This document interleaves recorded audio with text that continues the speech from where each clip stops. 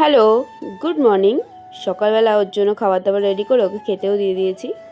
তো তারপরে এখানে আমি একটু গরম জল করে নিয়েছিলাম, যেহেতু কয়েকদিন ধরে ঠান্ডা লেগে আছে তাই একটু গরম জল খাচ্ছি। তারপর ওর টিফিনটা গুছিয়ে দিয়েছিলাম আর ও এদিকে বেরিয়ে যাচ্ছে আর বললো আজকে গেটে তালা মেরে রাখতে, কারণ বাড়িতে কেউ নেই আর আমি গেটে তালা মেরে তারপর বাকি কাজবাজগুলো করবো। সেই জন্য আমার শ্বশুরমশাই গিয়েছিলো কাজে আর ওখান থেকে আমার ননদের বাড়িতে যাওয়ার কথা ছিল, কিন্তু উনি যায়নি, উনি বাড়ি চলে এসেছিলো। তো সেই জন্য আমি আবার দুপুরে আবার রান্নাবান্না করেছি। তো এখানে পটল আলু চিংড়ি মাছ দিয়ে তরকারি করছিলাম আর আরেক দিকে করছিলাম কুমড়ো দিয়ে চিংড়ি মাছের তরকারি। আমি না কোনো দিনও আগে কুমড়োর তরকারি করিনি, তো কুমড়োটা খারাপ হয়ে যাচ্ছিলো, তাই জন্য ভাবছিলাম কুমড়োর তরকারিটা করে নিই। তো আমি সব কেটে কুটে গুছিয়ে নিয়েছিলাম আর তারপর আমার বরকে ফোন করে জিজ্ঞাসা করলাম যে কীভাবে করতে হয়। তো আমাকে বলে বলে দিয়েছিল, আমি সেইভাবেই রান্নাটা করেছিলাম। আগে আমরা সব কিছু আমাদের মায়েদের কাছে জিজ্ঞাসা করতাম, কিন্তু আমার বরের কাছে আমি জিজ্ঞাসা করি যে কী করে কী রান্না করব।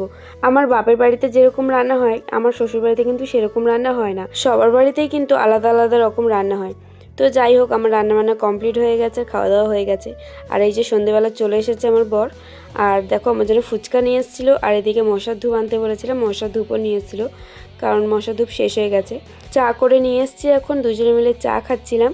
আর চা খাওয়ার কিছুক্ষণ পরে আমি ফুচকাটা খেয়ে নিয়েছিলাম।